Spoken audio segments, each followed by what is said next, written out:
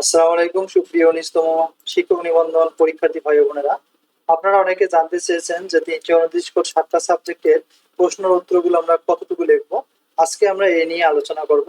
আমাদের যেহেতু এই সাবজেক্টের আমরা 18তম একটা সাজেশন তৈরি করেছিলাম, সেখান থেকে যথেষ্ট পরিমাণ কমন ছিল। আমরা আশাবাদী 19তম থেকেও আমাদের সাজেশন থেকে কমন থাকবে। যাদের প্রয়োজন রয়েছে তারা কমেন্ট করলে আমরা হোয়াটসঅ্যাপ নাম্বার দেবো, আপনারা ওই নাম্বারে যোগাযোগ করতে পারবেন। চলুন আমরা দেখে নেই। এখানে মনে করেন এখনকার প্রশ্ন এরকম করে থাকে যে পলিটি সম্পর্কে যা জানো লিখো। এটা ক নাম্বারে দিতে পারে, খ নাম্বারে দিতে পারে রেজিস্ট্রেশনের বিপ্লব তত্ত্বটি আলোচনা করো। জাস্ট এরকম লেজ লাগা অ্যাডজাস্ট করে থাকতে পারে অথবা ক খ করে থাকতে পারে। তখন আপনারা ক নাম্বার প্রশ্ন কতটুকু লিখবেন। যদি আলাদা থাকে এরকম ক এটা খ, তাহলে ভূমিকা কথাটি না লেখায় ভালো হবে। আপনারা এরকম ভাবে দুই এখানে লিখলেন এমনিতে, এরপরে লিখবেন পলিটি বলতে কি বুঝলেন, এই জাস্ট এতটুকু ক নাম্বার।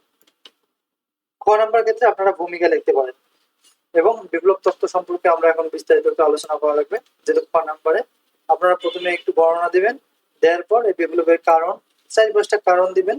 বিপ্লবের আমরা এখানে ৮টা দিয়েছি, আপনারা এখান থেকে 5টা দিতে পারবেন। এবং বিপ্লবের প্রতিকার প্রতিকার আপনারা ৩-৪টে দিলে হয়ে যাবে। একটা প্রশ্ন তো যাচাই একটু লেখলেই এনাফ। ক খ নাম্বার এভাবে লিখলেই হবে। আমরা এরকম ভাবে প্রত্যেকটা ইউনিট ভিত্তিক সাজেশন তৈরি করেছি। এটা হচ্ছে আমাদের ১০টা ইউনিটের মধ্যে প্রথম ইউনিট। আমরা এরকম করে 10টা ইউনিট থেকে গুরুত্বপূর্ণ প্রশ্নগুলো সাজিয়েছি অ্যান্সার সহ।